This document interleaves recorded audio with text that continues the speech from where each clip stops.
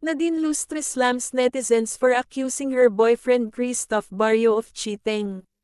Hindi nakapagtimpi ang award-winning actress na si Nadine Lustre na sagutin ang netizens na pinaparatangang cheater ang French boyfriend niyang si Christoph Barrio. Sa Instagram nitong linggo, August 20, 2023, dalawang netizens ang magkasunod na sinagot ni Nadine nang magkomento ang mga ito sa post ni Christoph. Laman ng komento ng netizens ang di umano'y madalas na pakikipagkita at bonding ni Christoph sa isang Filipino-German surfer at skater na nakabase rin ngayon sa Siargao. Ayon sa isang netizen, may nakapagtimbre sa kanyang naiispatan ang boyfriend ni Nadine na madalas ay may ibang babaeng kasama sa Siargao habang ang aktres ay nandito sa Maynila.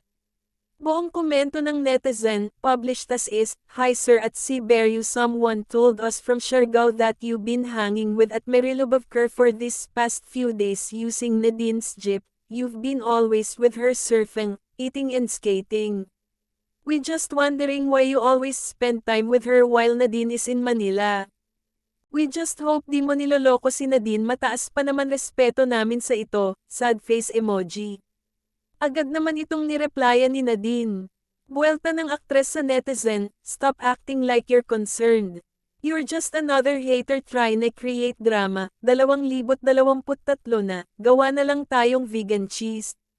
Isa pang netizen ang nagbigay ng mali siya sa pakikipagkaibigan ni Christoph sa ibang babae. Sabi pa nito, concern lamang siya kay Nadine dahil ayaw niyang muling makitang nasasaktan ito.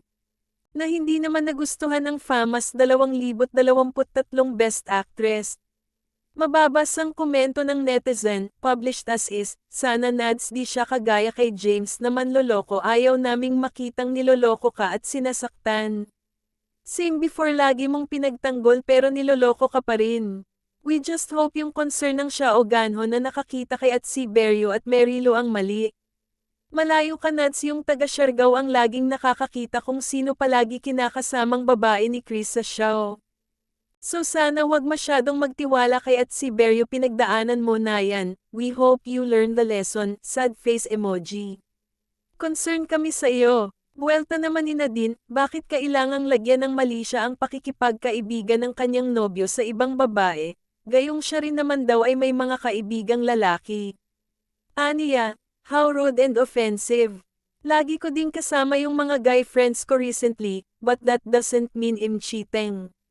Di ko kaya yung backwards mentality mo, te.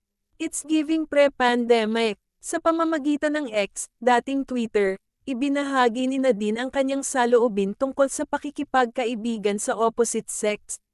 Maging ang umano'y pagtawag sa kanyang tinang at mapagpaniwala sa chismis ng ilan sa kanyang fans ay hindi niya pinaligtas.